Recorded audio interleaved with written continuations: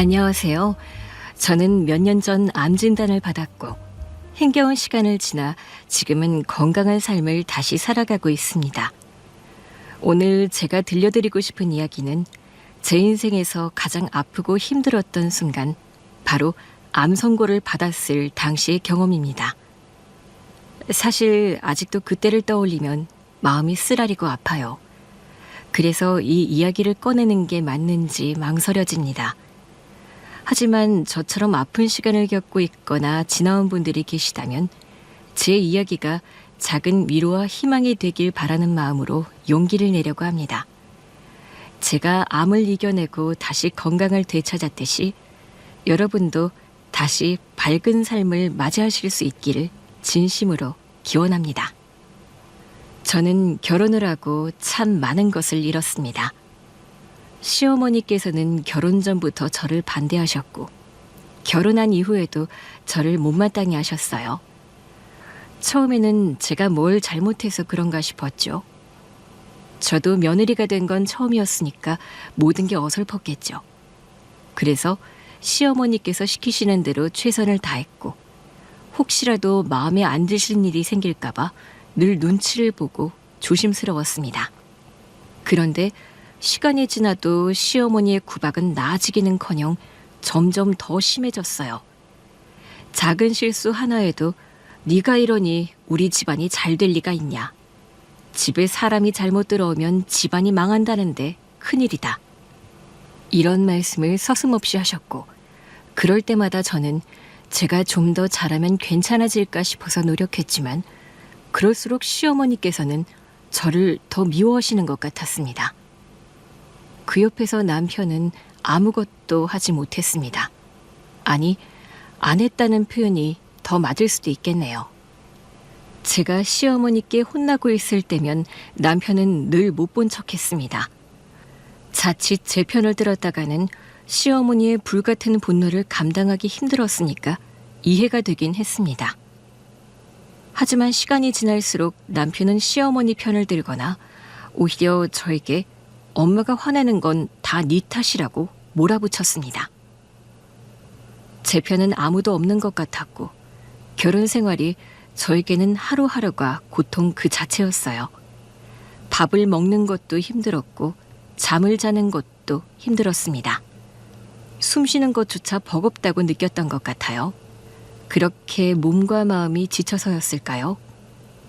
언제부턴가 제 몸에 이상 신호가 오기 시작했습니다. 계속 피곤하고 이유 없이 아픈 곳이 많아졌죠. 혹시나 하는 마음에 병원을 찾아 여러 검사를 받았는데 청천벽력 같은 소리를 들었습니다. 유방 쪽에 특이한 음영이 보이네요. 크기도 제법 되고요. 모양이 좀 나쁜데 영상 소견으로는 암이 의심되는 상황이고요. 조직 검사 하셔야 돼요. 조직 검사요? 그럼 제가 암인가요? 정확한 건 조직 검사 결과를 봐야겠지만 사진상으로는 2기 정도 되네요. 검사 결과 유방암 2기였습니다. 젊은 나이에 마주한 암 선고는 그야말로 하늘이 무너지는 듯한 충격이었습니다. 하지만 이 사실을 누구에게도 말할 수 없었습니다. 남편은 이제 막 회사를 맡아서 더 크게 도약하려는 시기였기에 차마 걱정을 보태고 싶지 않았습니다. 시어머니께는 또 어떤 비난을 들을지 두려워 입을 열 용기가 나지 않았습니다. 저는 이 엄청난 비밀을 홀로 짊어진 채 병원을 오가야 했습니다. 그런데 그런 상황에서 시어머니가 저에게 시아버지 생신상을 차리라고 하셨습니다. 너는 요새 팔자가 아주 좋은가 보다. 얼굴이 폈네. 아주 그냥 살판 났구나. 얼굴이 좋아 보여요? 제 얼굴이 좋아 보인다니 다행이네요. 나빠 보이는 것보다는 낫죠. 하기사, 하는 일도 없이 먹고 노는데 얼굴이 나쁠 게 뭐가 있겠니? 네가 내 아들 만나서 팔자가 좋아진 거지. 그렇고 말고. 네, 제가 결혼을 잘하긴 했죠. 제 얼굴빛이 좋아 보인 건 항암 치료를 준비하면서 사용한 스테로이드 약물 때문이었습니다. 스테로이드 때문에 얼굴이 일시적으로 붓고 혈색이 돌아 겉으로는 오히려 건강해 보이는 문페이스 부작용이었죠. 제 몸은 이미 무너져가고 있었는데 겉모습은 정반대로 보였던 겁니다. 아버지 생신 너희 집에서 할 거니까 음식 좀 준비해라. 저희 집에서요? 어머님, 그럼 저희 식구끼리 오붓하게 간단히 식사하는 거죠? 아니, 이번엔 좀 크게 할 거야. 오랜만에 얼굴 보자고 친척들한테도 다 연락했어.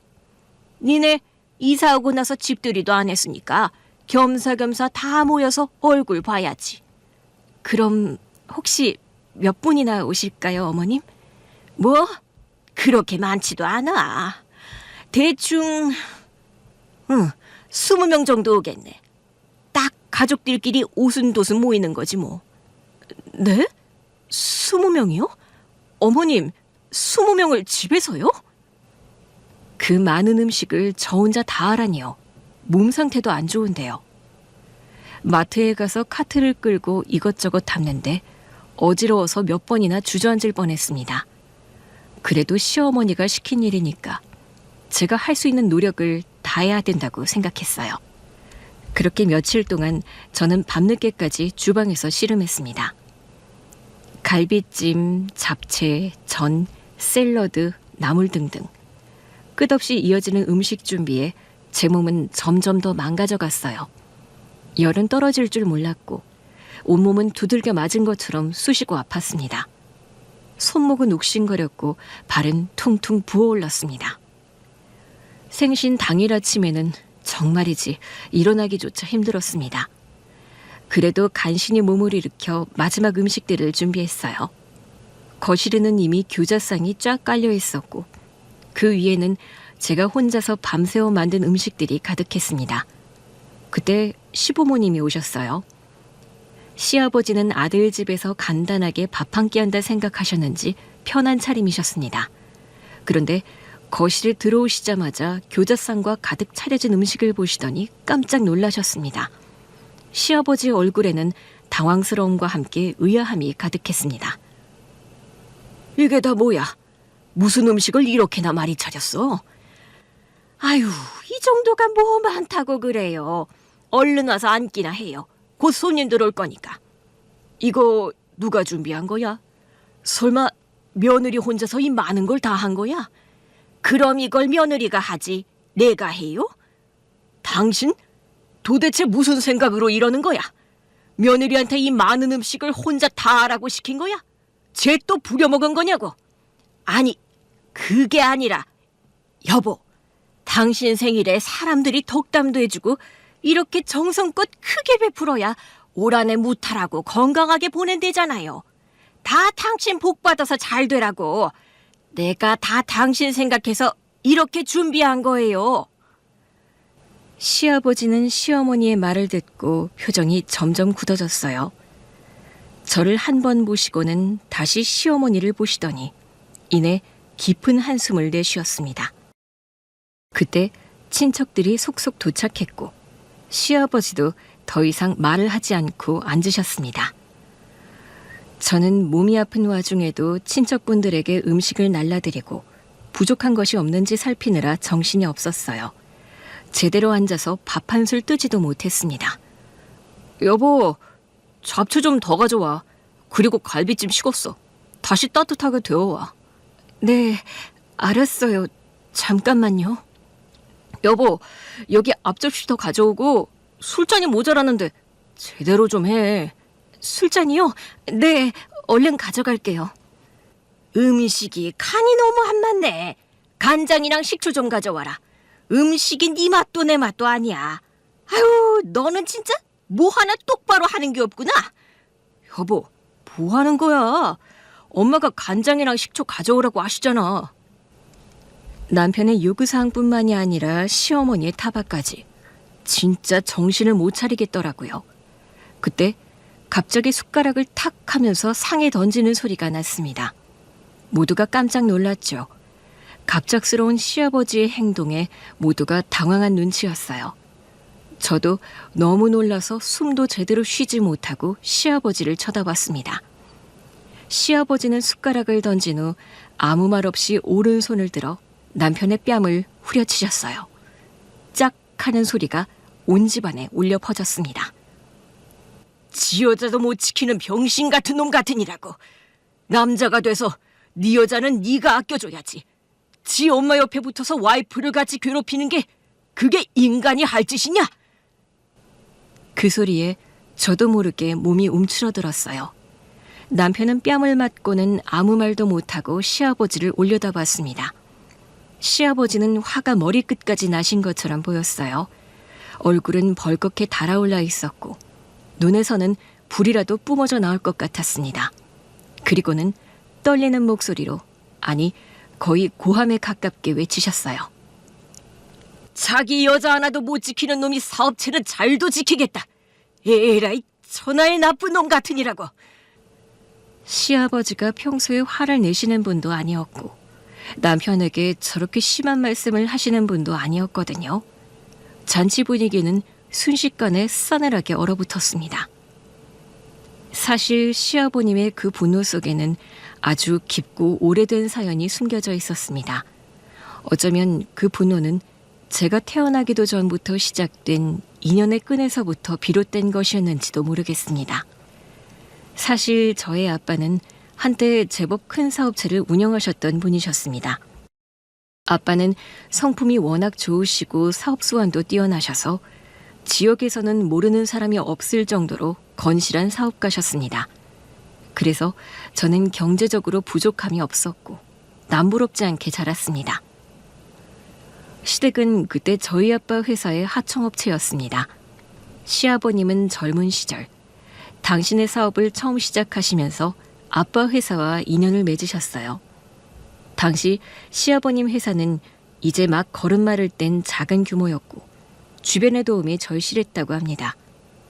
아빠는 시아버님의 성실함과 가능성을 높이 평가하시고 주저없이 기회를 주셨다고 해요. 크고 작은 계약을 계속 체결했고 자금적으로 어려운 시기에는 물심양면으로 지원을 아끼지 않으셨다고 합니다. 사업적인 성공의 발판을 제 친정아빠가 마련해 주셨다고 해도 과언이 아니었죠.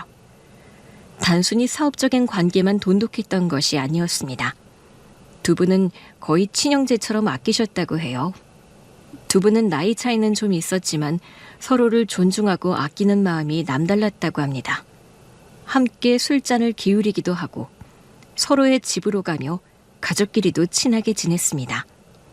사업에 대한 고민, 자식들 교육에 대한 이야기, 세상 돌아가는 이야기들을 밤늦도록 나누시면서 깊은 우정을 쌓으셨다고 해요.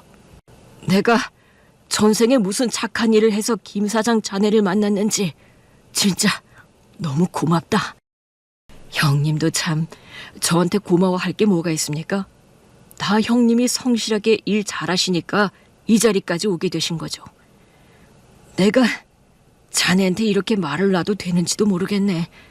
나는 일개 하청업체인데 일감 주는 사장님한테 막 반말을 하니 말이야.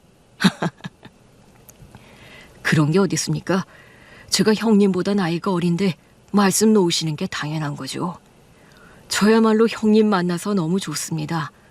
형제가 없어서 늘 외로웠는데 형님 만나고 나서는 아주 든든합니다. 저도 어릴 적부터 시아버님을 보면서 자랐기 때문에 시아버님은 저에게 항상 푸근하고 인자한 큰아버지 같은 분이셨어요. 저희 집 행사에 빠지는 법이 없으셨고 저를 보면 늘 웃으시면서 용돈도 주시고 머리도 쓰다듬어 주시곤 했습니다. 그때는 그저 아빠 친구분 중 한 분이라고만 생각했죠. 그런데 행복은 오래가지 않았습니다. 제가 대학에 입학한 지 얼마 안 돼서 갑자기 저희 아빠 회사에 큰 위기가 닥쳤어요. 예기치 못한 부도를 맞게 된 겁니다. 한순간에 모든 것이 무너져 내렸죠. 그 충격으로 저희 아버지는 병을 얻으셨고 채 1년도 되지 않아 너무나 갑작스럽게 세상을 떠나셨습니다. 졸지에 가장을 잃고 사업까지 망하게 되니 저희 집은 그야말로 풍비박산이 났습니다. 한순간에 모든 것을 잃고 길바닥에 나앉게 될 처지가 된 거죠. 저는 그때 철도 안 들었고 아무것도 모르는 상태에서 큰 슬픔과 혼란을 겪어야 했습니다. 집안은 매일같이 울음소리로 가득했고 저희 가족은 절망 속에서 헤어나오지 못했습니다.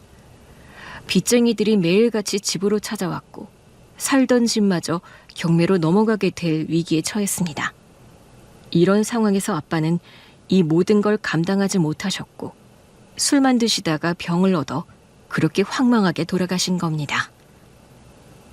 뭐라고? 죽었다니 그게 무슨 말이야? 아빠가 지금 응급실인데 의사 선생님이 마음의 준비를 하라고 하셨어요. 어디 병원이야? 내가 지금 바로 갈 테니까 아무 걱정하지 말고 있어. 엄마랑 동생들 잘 챙기고 정신 똑바로 차리고 있어. 뭘 어떻게 해야 할지 모르겠어요. 엄마는 울기만 하시고 저 어떡해요? 그때 가장 먼저 저희 가족에게 달려와준 분이 바로 시아버님이셨습니다. 아버지가 돌아가셨다는 소식을 듣고 누구보다 슬퍼하셨고 저희 가족의 손을 잡고 밤새도록 함께 울어주셨어요. 마치 자신의 친형제를 잃은 것처럼 말이죠. 시아버님은 저희 가족에게 물질적인 도움은 물론이고 정신적으로도 큰 위로와 힘이 되어주셨습니다. 장례식도 시아버지가 문상객들에게 연락하고 상주도 아닌데 저와 엄마 옆에서 문상객들을 맞이하셨습니다. 장례식이 끝난 후에는 갈 곳 없는 저희 가족에게 머물 곳을 마련해 주시고 빚 문제 해결을 위해 발벗고 나서셨습니다. 저희 어머니와 저를 비롯한 가족들이 다시 일어설 수 있도록 물심양면으로 도와주셨습니다. 그때 시아버님이 안 계셨다면 저희 가족은 정말 어떻게 되었을지 상상하기도 싫을 정도예요. 시아버님은 저희에게 은인 같은 분이셨습니다. 그 덕분에 저희 가족은 절망의 늪에서 겨우 빠져나올 수 있었고 저는 학업을 계속 이어나갈 수 있었습니다.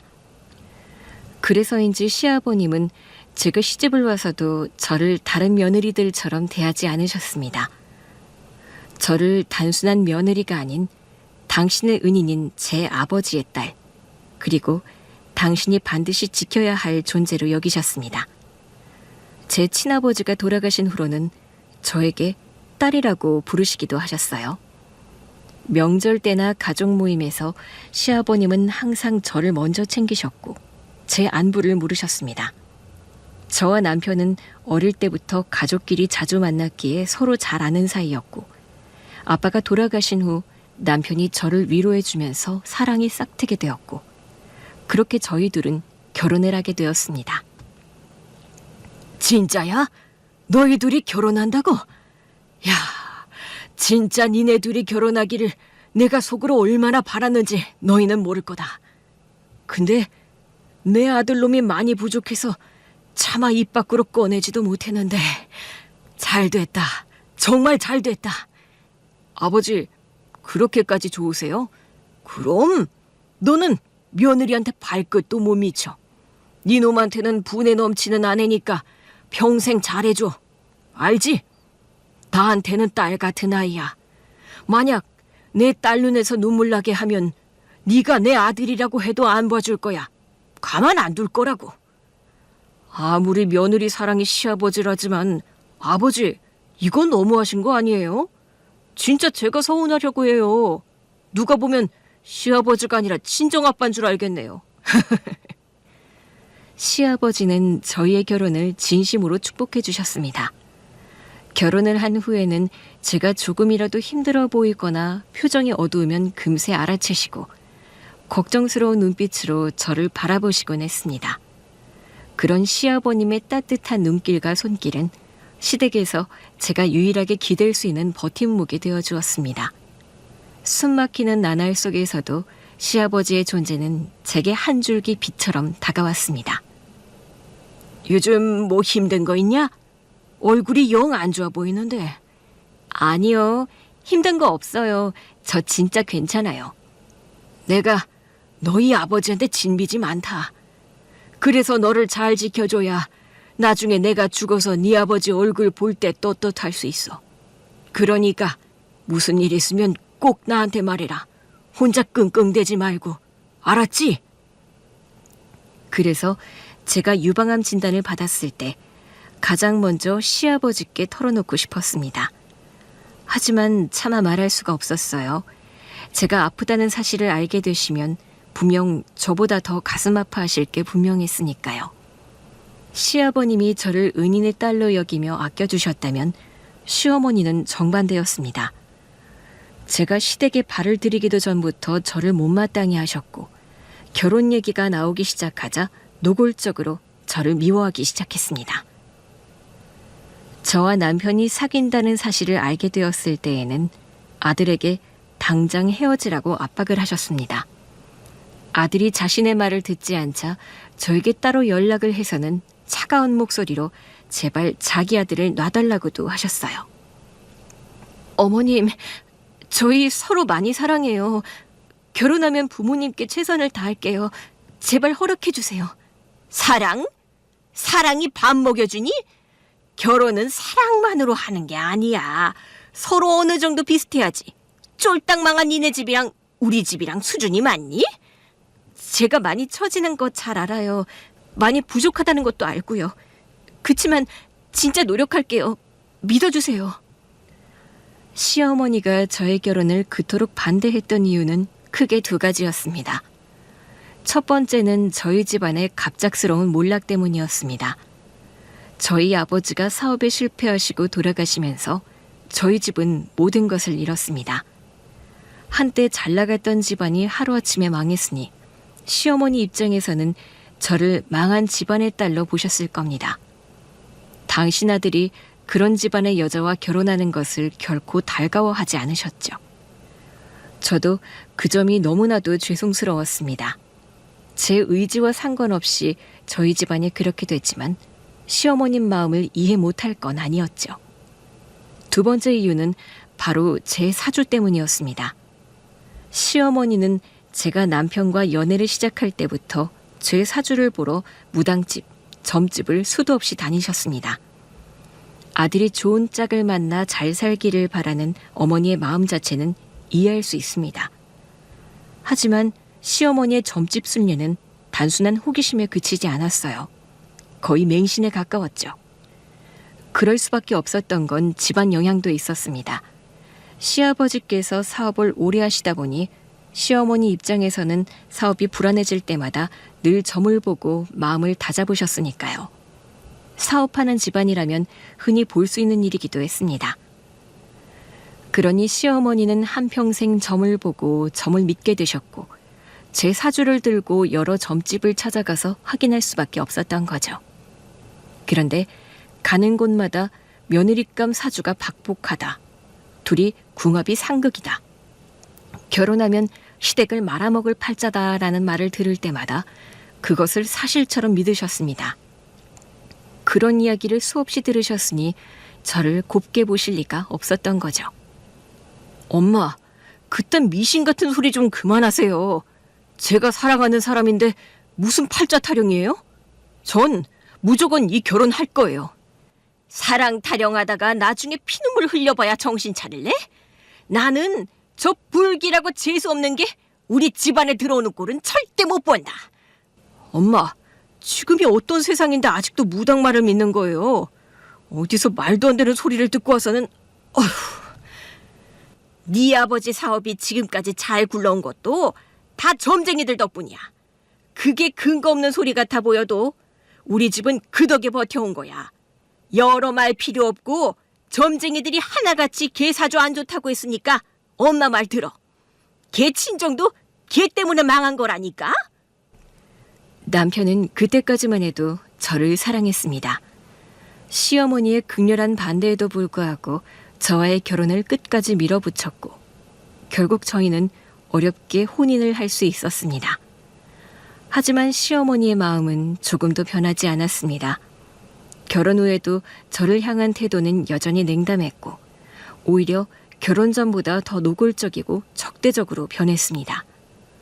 저를 향한 모든 비난은 언제나 사주와 집안의 몰락이라는 핑계 뒤에 숨어 있었습니다. 시어머니는 제가 뭘 하든 어떤 일이 생기든 모든 원인은 다 제 팔자 때문이라는 식으로 몰아붙이셨습니다. 마치 제가 저희 시댁에 불행을 가져다주는 존재라도 되는 것처럼 말입니다. 작은 일 하나에도 시어머니의 날카로운 지적이 쏟아졌고 그 화살은 언제나 저를 향했습니다. 심지어 교통사고로 입원하신 시어머니는 그 사고조차도 제 탓을 하셨습니다. 며느리 된 도리로 매일 병실로 찾아뵙고 최선을 다해 간병을 했지만 시어머니는 제 진심을 받아주지 않으셨어요. 어머니, 병원밥이 입에 안 맞다고 하셔서 죽 좀 끓여왔어요. 어휴, 넌 여기 왜 왔니? 안 와도 된다고 했는데 끼어코 와서는 사람 속을 뒤집는구나.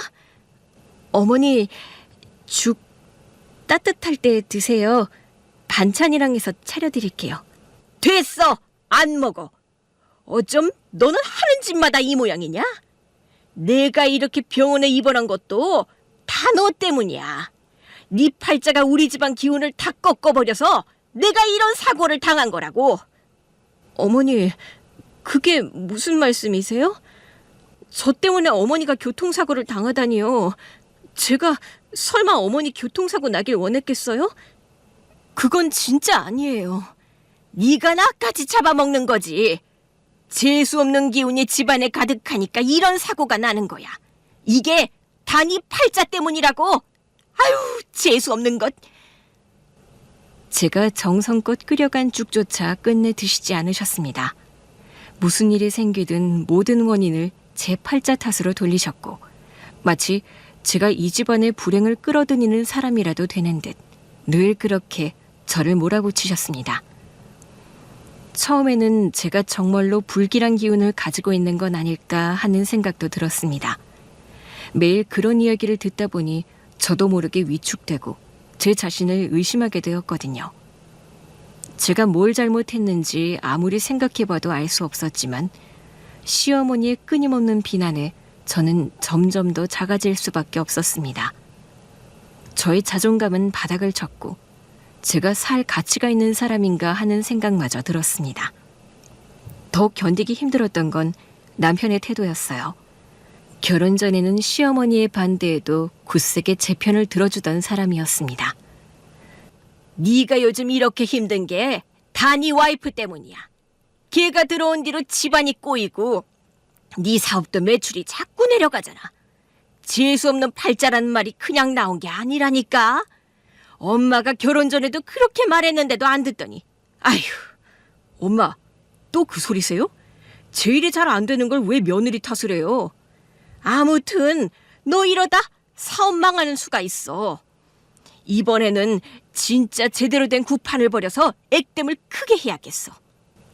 엄마, 요즘 사업이 잘 안 풀리는 건 제 탓이지 집사람 탓이 아니에요. 그리고 무당이 구판 벌리면 사업이 나아진대요? 말이 되는 소리를 하세요, 제발. 하지만 시간이 흐를수록 남편의 마음이 시어머니 쪽으로 기우는 게 느껴졌습니다. 둘이서 만신이 어쩌고 대무당이 어쩌고 지산 굿판 같은 얘기를 하기 시작했거든요. 시아버지의 사업체를 물려받아 회사 경영을 시작한 남편은 경험이 부족했고 그러다 보니 일이 뜻대로 풀리지 않을 때가 많았죠. 회사에서 좋지 않은 일이 생길 때마다 남편은 더 예민해졌고 아마 그래서 점집을 의지하게 되고 자기가 미신이라고 했던 그런 것들에 빠지게 된 거겠죠. 어느 날 밤늦게 술을 마시고 들어온 남편은 술김에 쌓였던 감정을 터뜨렸습니다. 이게 다 너 때문이야. 너 때문에 내 일이 안 풀린다고. 엄마가 그러더라. 네 팔자가 우리 집안 망하게 할 팔자라고. 네가 재수가 없으니까 내 사업도 자꾸 꼬이는 거라고. 당신 왜 그래? 일이 많이 힘들어? 왜 이번 계약도 잘 안 됐어? 네가 들어온 뒤로 우리 집이 한 번이라도 편한 적이 있냐? 사업도 기울고 엄마는 교통사고 당하고. 당신이랑 결혼한 뒤부터 이렇게 되는데 이게 설마 우연이라고? 여보, 그러지 마. 당신까지 그러면 내가 너무 힘들어. 아, 그때 엄마 말을 들었어야 하는데 내가 바보였다. 남편의 입에서 나오는 말들은 비수처럼 제 가슴에 꽂혔습니다. 결혼 전 저를 그토록 사랑했던 남편의 모습은 온데간데 없었고 남편의 눈빛에는 저에 대한 원망과 짜증만 가득했습니다. 제가 기댈 곳은 이제 아무 데도 없다고 생각했습니다. 남편마저 저를 버리고 시어머니의 말에 동조하는 순간 저는 세상에 혼자 남겨진 것 같은 기분이었습니다. 저를 지켜줄 사람은 아무도 없었고 저는 고립된 섬처럼 외로움 속에서 허우적거렸습니다. 집은 더 이상 제가 편히 쉴 수 있는 쉼터가 아니었습니다. 현관문을 열고 들어서는 순간부터 숨이 턱 막히고 심장이 불안하게 뛰었습니다. 집안의 모든 공기가 저를 짓누르는 것 같았고요. 시어머니의 날카로운 시선과 남편의 싸늘한 말들이 매일같이 저를 괴롭혔습니다. 밤이 오는 것이 두려웠고 아침이 오는 것 또한 두려웠습니다. 저는 점점 더 외로워졌고 이 결혼 생활 속에서 제가 설 자리는 아무 데도 없다고 느꼈습니다. 저는 점점 더 외로워졌고 이 결혼 생활 속에서 제가 설 자리는 어디에도 없다고 느꼈습니다. 그런 날들이 이어지면서 제 몸도 조금씩 무너져 내렸습니다. 이유 없이 피곤하고 자꾸만 기운이 빠졌습니다. 가슴 깊은 곳에서 알 수 없는 통증이 밀려올 때마다 내가 혹시 큰 병에 걸린 건 아닐까 하는 불안이 엄습했지요. 불안은 결국 현실이 되었고 병원에서 유방암 2기 진단을 받고 난 후 제 세상은 한순간에 무너져 내렸습니다. 이제 내 인생은 끝인가? 내가 정말 박복한 팔자라서 이런 일이 생긴 걸까? 하는 온갖 부정적인 생각들이 저를 덮쳤습니다. 이 엄청난 사실을 누구에게도 말할 수 없었습니다. 남편에게 말해봤자 달라질 게 없다는 생각. 오히려 역시 불길한 팔자였다며 시어머니께 더 큰 비난을 들을까 하는 두려움이 저를 짓눌렀습니다. 제가 아프다는 걸 알면 남편마저 저를 완전히 외면할지도 모른다는 생각에 입이 떨어지지 않았습니다. 그렇게 저는 혼자서 이 엄청난 비밀을 떠안은 채 병원을 다녀야 했습니다. 진단 후에 곧바로 치료 과정을 상담했습니다. 의사 선생님께서는 제가 유방암 2기이고 종양의 특성상 항암 치료가 필수적이라고 말씀하셨습니다. 최근에는 신약 치료도 효과가 좋으니 병행하면 좋은 결과를 기대할 수 있을 거라고 위로해 주셨죠. 하지만 제게는 그 모든 것이 너무나 막막하고 두려웠습니다. 검사 결과를 종합했을 때 항암 치료를 시작하셔야 합니다. 종양의 크기와 전이 가능성을 고려하면 환자분은 항암이 최우선이에요. 항암으로 종양 크기를 줄인 뒤에 수술하는 걸로 하죠. 수술 뒤에도 꾸준히 관리는 필요합니다. 항암이요? 머리가 다 빠지고 몸도 많이 힘들다고 들었는데 제가 그걸 견딜 수 있을까요? 제가 느끼기에도 제 몸이 요새 너무 안 좋아져서요. 요새 항암은 예전처럼 무작정 힘들기만 한 건 아니에요. 환자분 상태에 맞춰 부작용을 최소화하는 방향으로 치료 계획을 세울 겁니다. 물론 쉬운 길은 아니겠지만 분명히 이겨낼 수 있습니다. 나이도 젊어서 잘 해내실 거라 믿어요. 보호자는 같이 안 오셨나요? 네, 아직 말을 못했어요. 무슨 사정인지는 모르겠지만 꼭 보호자가 아니더라도 가까운 분들에게 본인 상태 알리시고 도움 받으세요. 항암 치료는 누가 같이 와야 하고요. 치료 외적인 부분에서 반드시 도움을 받으셔야 합니다. 완치될 거니까 너무 겁먹지 마시고 절대로 치료 포기하지 마세요. 의사 선생님의 위로에도 불구하고 저는 혼자라는 생각에 깊은 절망감을 느꼈습니다. 가족들에게 이 사실을 알릴 용기가 도저히 나지 않았습니다. 그렇게 저는 혼자서 이 험난한 치료 과정을 감당해야 했습니다. 검사를 받고 항암 치료 일정을 잡고 부작용에 대해 미리 설명을 듣는 모든 과정을 홀로 감당해야 했죠. 병원 복도를 걸을 때마다 제 마음속에서는 수없이 무너지고 또 무너졌습니다. 저는 그렇게 유방암 치료를 이어가고 있었고 그날도 병원에서 항암 치료를 마친 뒤 유방암 센터가 있는 1층 복도를 걷고 있었습니다. 항암 주사를 맞고 나서 몸도 마음도 너무 지쳐서 병원 복도를 걷는 발걸음이 천근만근 같았죠.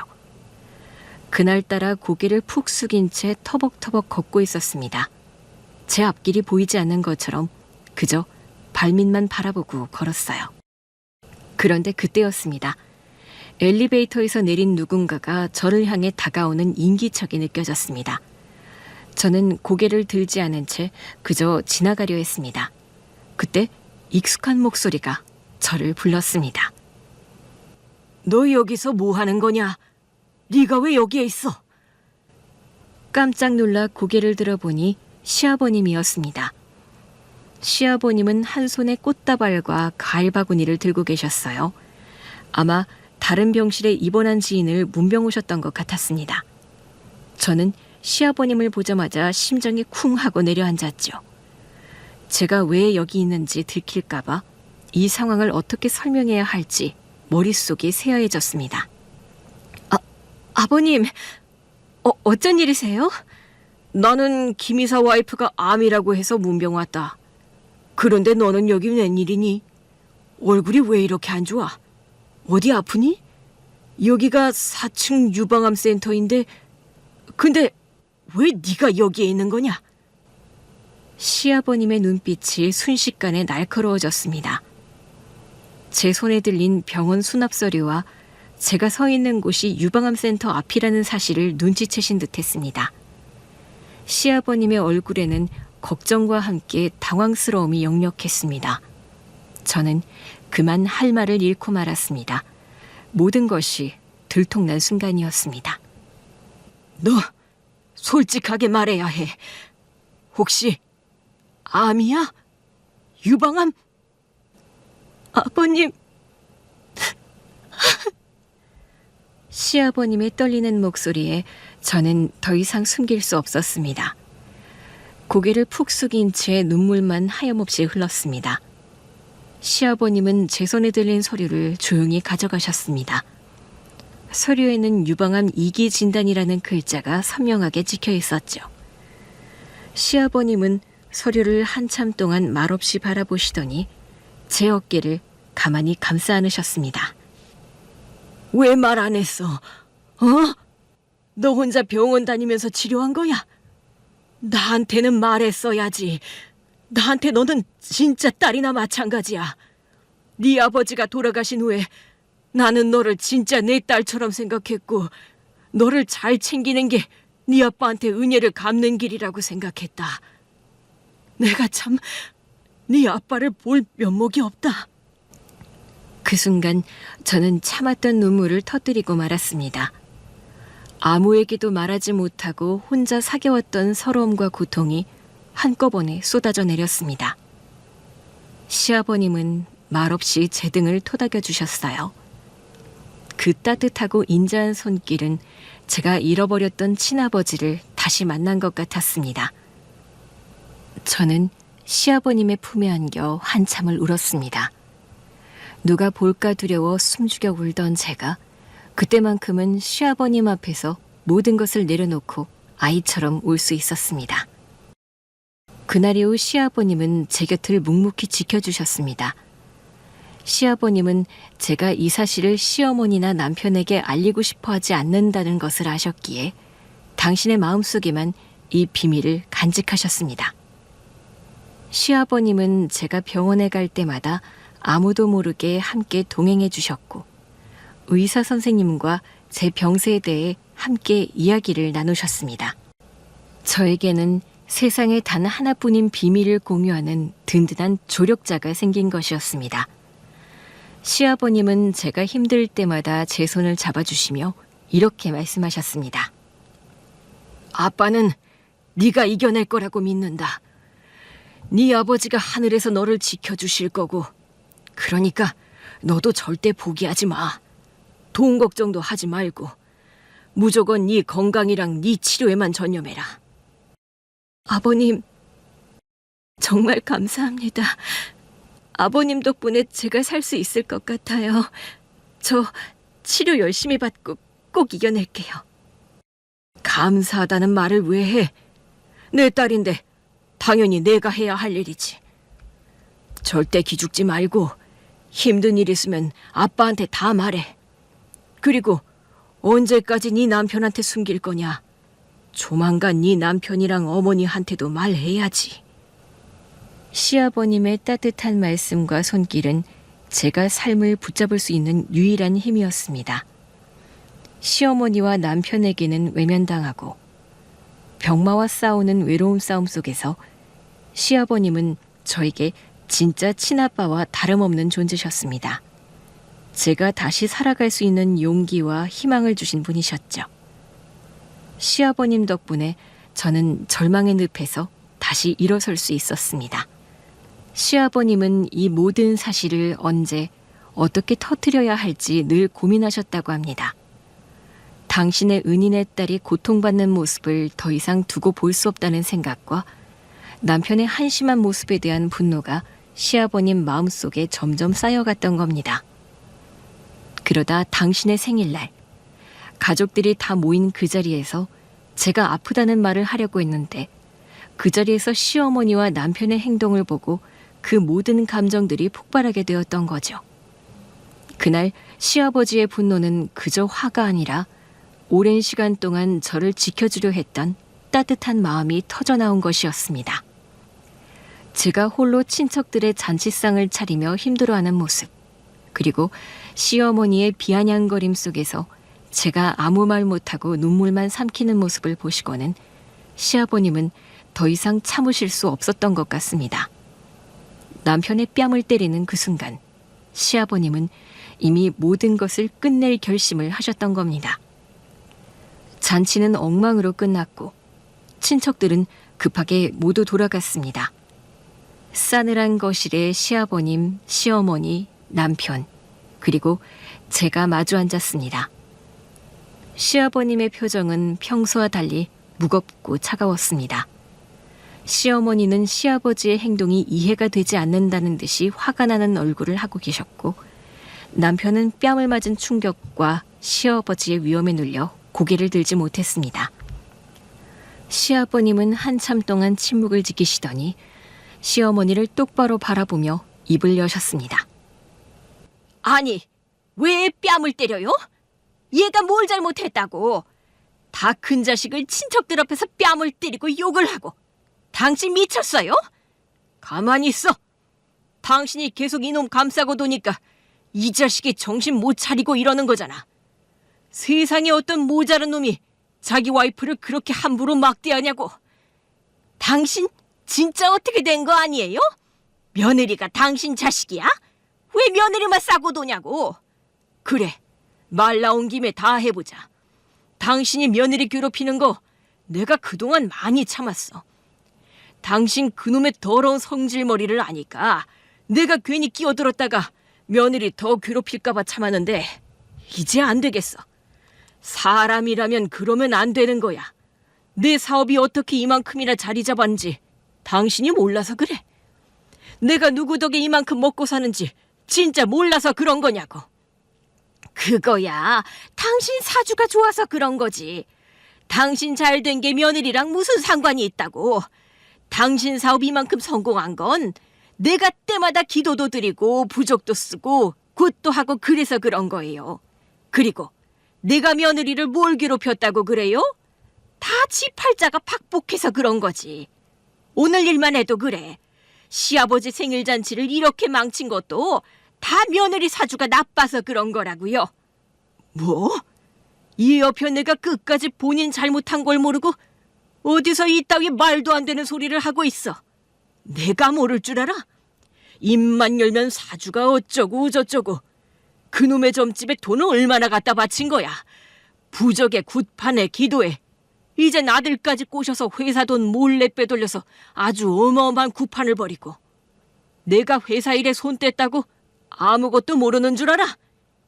내가 무슨 회사 돈을 빼돌렸다고 그래요? 나는 다 회사 잘 되라고. 그래서 내 나름대로 최선을 다한 거죠. 말 같지도 않은 소리 하지 마. 평생을 당신이 운이니 팔자니 떠드는 거 참을 만큼 참았어.